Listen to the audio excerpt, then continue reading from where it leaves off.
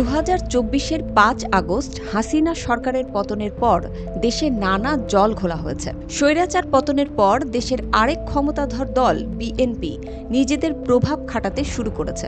এরই মধ্যে দলটি অন্তর্বর্তী সরকারের নানা সমালোচনা করছে। তারা সমালোচনা করছে ডক্টর মোহাম্মদ ইউনূসেরও। আরও বড় ব্যাপার হচ্ছে ইদানিং বিএনপির বড় বড় নেতারা ছাত্র আন্দোলনের জুলাই বিপ্লব নিয়ে নানা কটূক্তি করছে।